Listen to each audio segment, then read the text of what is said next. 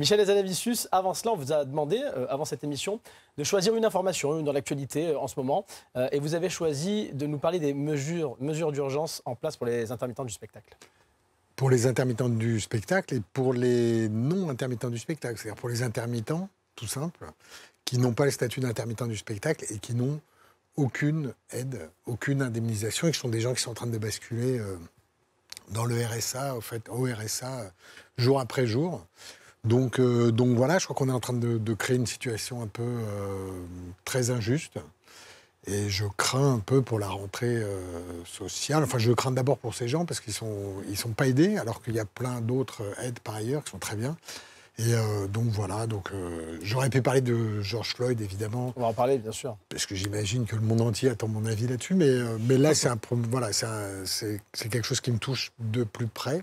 Donc voilà, je voulais parler de ça. On va parler de votre secteur également, le cinéma, dans un instant, très impacté par cette crise sanitaire. Camille, qu'est-ce que tu as choisi toi aujourd'hui dans l'actualité? Moi, je voulais vous parler de Microsoft. On a appris hier que Microsoft, l'entreprise, a décidé de renvoyer des dizaines de journalistes pour les remplacer par des robots, par de l'intelligence artificielle. Et ce n'est pas anodin.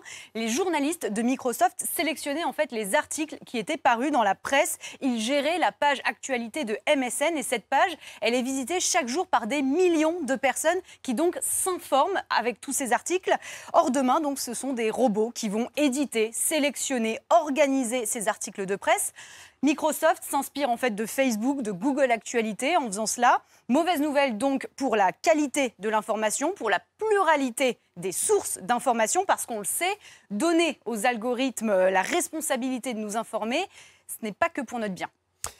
Clément, toi, tu as choisi de parler d'une nouvelle application qui a vu le jour, qui va peut-être être téléchargée en masse, c'est Stop Covid.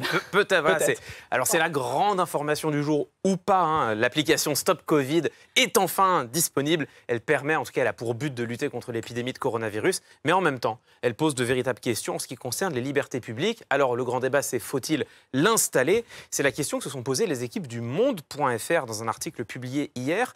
Et ce qui est original, c'est la forme qu'il prend. Les journalistes ont imaginé une discussion fictive par SMS entre Bob et Alice qui débattent de l'application. Et pour moi, en fait, c'est cette approche qui est intéressante. Elle me semble vraiment pertinente. Elle nous permet de bien prendre conscience des arguments qui s'entrecroisent en faveur comme en défaveur de cette application. Alors à la fin, Bob et Alice restent sur leur position et c'est tant mieux. Ça nous permet à nous, lecteurs, de nous forger notre propre jugement sur cette question qui est véritablement controversée. Le seul gagnant, au fond, c'est le débat public.